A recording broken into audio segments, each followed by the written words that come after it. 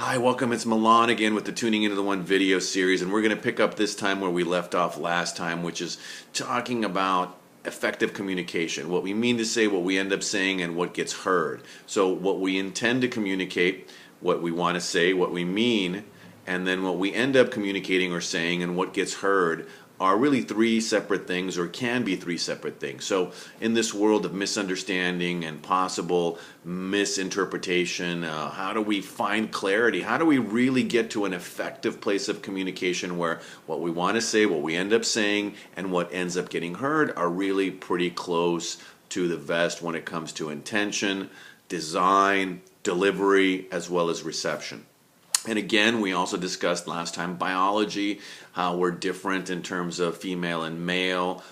Basically, men, are designed to be the hunters, and women are designed to be more of the gatherers, at least from the standpoint of when we look at sociology and anthropologically, the human species, the guy goes out and he kills the animal and brings it home, or a group of men go out and they're responsible for the hunt, and then they bring back what they're able to hunt down, and then the women are the gatherers and take care of the children and the community in the village or in whatever setting we want to take it to. Now, here we are a couple of thousand, 10, 15, 20, 30,000 years later in a postmodern industrial world, and what does that have to do with the price of tea in China when it comes to our contemporary situation? Well, what we discussed before is that really men have left the cave, but the cave hasn't left the man. So how do we reconcile this when it comes to relating, dating, and mating, especially when we want to find, attract, and keep lasting love and find our dream, ideal, soulmate partner, that perfect person for us? Well, obviously communication is going to play a critical role. So biology, how we're designed to work at the DNA level, as well as how we look different. We live in a world that's fully equal in so many ways. If not physically, then certainly in terms of level of equanimity. There's opportunity for all. We talk about how there's the opportunity to follow your purpose, your passion. The difference, the role models, the stereotypes, they've all shifted. We no longer live in a world where the man is the one who goes to work and the woman stays home and takes care of the kids and takes care of the household. That model is very outmoded. So is the traditional marriage. You don't find people that are married for 20, 30, 40, 50, 60, 70 years like you used to. So the boundaries of who we are, what we do, and how we end up manifesting our worlds are very much intersected. You have men who stay at home as dads, and you have women who are breadwinners for the family.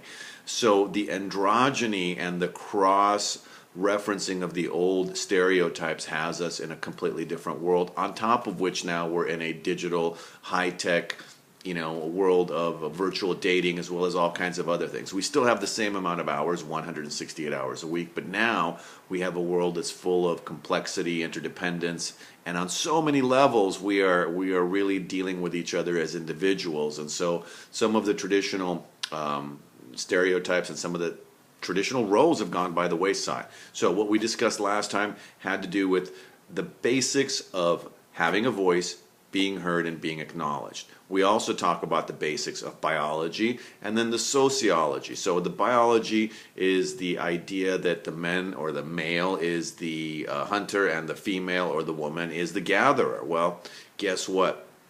That sociology has also gone by the wayside from a traditional standpoint, and we live in a much more androgynous, semantic world, meaning that the traditional words and meanings that we associate with things are gone. We have metro males, we have women out there that are doing all kinds of things that men definitely used to do almost exclusively, and now nothing is really the realm of one sex or the other, with the obvious exception of procreation, and even that's testing a lot of boundaries technologically. So biology, hunter and gatherer; society, or sociologically how we're raised; language, men use language to problem solve, women use language to build relationships and build different levels of association, where men basically don't do that. I recently saw a movie called Aloha, in it, Bradley Cooper and has an old girlfriend, Rachel McAdams, and she's remarried, and they're both, it's a military family. She's married to a military guy, and Bradley Cooper's also in the military, and then Bradley Cooper shows up at their house, and the two men basically have an exchange, and she's watching it, and they hardly say a word. They open up two beers, they look at each other, they kind of do some expressions non-verbally, and then she's like, what happened there? Like, you guys didn't even say anything. He didn't say anything. He's like, oh, he said a whole lot. So men, the way we communicate traditionally as well as still in contemporary modern society, hasn't changed that much. The men have left the cave, but the cave has not left the men. So what do we do with this information? From a biology, we look at the biology and we decide what it is that we want that biology to represent in our own unique way. Second thing is society. We're raised differently. If you're raised in a more traditional environment, part of this also has to do with ethnic differentiation or race or all kinds of different pieces, whether you're raised in the US, whether you're raised as a city mouse or a country mouse. All these things will build your values, your beliefs, your identities, and all these things come to the table when we try to communicate and meet, have our worlds intersect so that we can have some kind of an intelligible discussion. And finally, there's the energy track. We live in a world that's very beyond the boundaries of the physical senses, and a lot of people are getting very kind of new agey or spacey or metaphysical along with everything else. But to bring it right back down to some basics, it's energy. And then we just have the same kind of biological differences. We have energetic differences that have been around for centuries and millennia when it comes down to the yin and the yang. So these are important things to consider, because when we communicate, we do it biologically, we do it sociologically, and we also do it energetically. So now that combined with the idea that we want to say something, we intend to say something, we end up communicating something that may not be the same thing that we intended, and then how it's received, the biology, the sociological aspect, and the energetic aspect all play a role in our ability to interpret it. So even if you're a really powerful and active listener, you might have selective hearing filters that are based on biology, that are based on how you were raised, and so your social filters along with your energetic filters of where you're coming from. Are you coming from your thoughts, which is more of a yang place and more of the associated with that powerful go out there and get stuff done. So yang energy is the hunter, the yin energy is the gatherer. The biology, the energy, and how we're socialized all act as filters so that how we want to communicate and what we want to say, what we end up communicating and saying, and what gets heard could be three different things.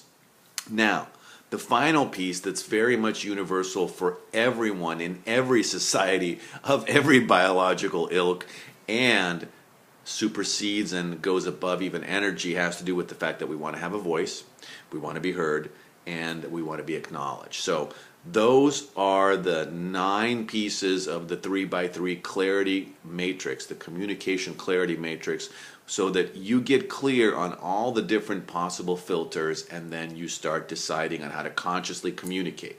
Conscious communication is important because when we go to take action steps, we want to be able to consciously communicate effectively so that that develops our own ability to have a unique recipe for who we are, how we want to represent ourselves, and how to effectively bring that to the conscious communication. So, what all of that means is that you have to consider at least 9 matrix factors when you're looking to define who you are and how you want to communicate and how you want to be received and perceived, as well as what are the major pieces that blend together in the compatibility. So when you go out there, you know what you want with your blueprint. And then through the map, the magnetic attraction of past and present, you have a very good idea of how things have worked out for you past and present, and what you really want to work on, your points of desire and your points of attraction, so that you can bring that into your reality in an accelerated magnetic attraction way. And finally, that conscious communication that allows you to design action steps for recipes and strategies that really help you to get there, to effectively communicate at multiple levels, to be able to explore compatibility, to develop connection, as well as to explode chemistry at just the right time. And that is designed for you to be able to do it in such a way that you have to make a choice between conscious communication and whatever you're doing now. To do that, you have to remember that there have to be some simple scripts for you to be able to use, and we're going to cover those in the next video. So get clear on how you prefer or you want to communicate, knowing what you now know about the 3x3 clarity communication matrix, which is, there's your biology. Your biology is physical DNA and who you are. Are you coming from more of a hunter perspective, or are you more of a consensus builder and a gatherer? Are you looking at all the different pieces of how you were socialized, both in terms of being a man as far as problem solving with basic language skills, as well as the other side, which has to do with looking at the nuances of building relationships? Classic example I gave before, a woman says, "I'm thirsty." The man's first intuitive male reaction is to solve the problem. How does he do that? Let me get you a glass of water. A woman says, "I'm thirsty," and another woman comes by and says, "Wow, I was thirsty this morning, and you know what I did? I actually went to the store and they had this really neat kind of pH balanced water that I thought was so cool." And she starts telling the story about this water, completely not addressing any issue about solving the problem, but building a connection, building rapport, building the relationship through storytelling, and connecting with what it's like to be thirsty and how she experienced satisfying her thirst and then getting into the story. Classic example. If you're looking for a better source on that, Deborah Tannen, Women and Men in Conversation, You Just Don't Understand. Fabulous work on the difference between how men and women communicate verbally. Then sociological examples or filters have to do with how we were raised, traditional country mouse, city mouse. And then finally, the energy track. Are you on that energy track of thoughts, which has more of a yang feature to it, or are you more in the yin and really getting into your feelings and emotions? Those are important filters. And then knowing what it is you want to say, how you want to say it, how it's coming across, and how it's being received and perceived. And finally, do you have a voice? Are you willing to give the other side a voice? Have you been heard? Are you willing to listen to the other side? Remember, sometimes in order to listen, you've got to talk less in order to listen more. And then you've got active listening and selective hearing based on your filters of biology, how you're socialized, as well as your energy stream. And finally, how do you acknowledge that? So next time we're going to cover some real straightforward basics, including how to move towards the positive outcome you want and away from the negative outcome you don't want. So this is Milan once again thanking you for being around, and as always, look below here if you're looking for Mr. Right and you want to find him right now. The Soulmate Attraction Blueprint Strategy Session is still free and it's still available. I only do a few a week, so look at the link below, learn more, get more information, book your session now, because they will be going away in their present form very shortly.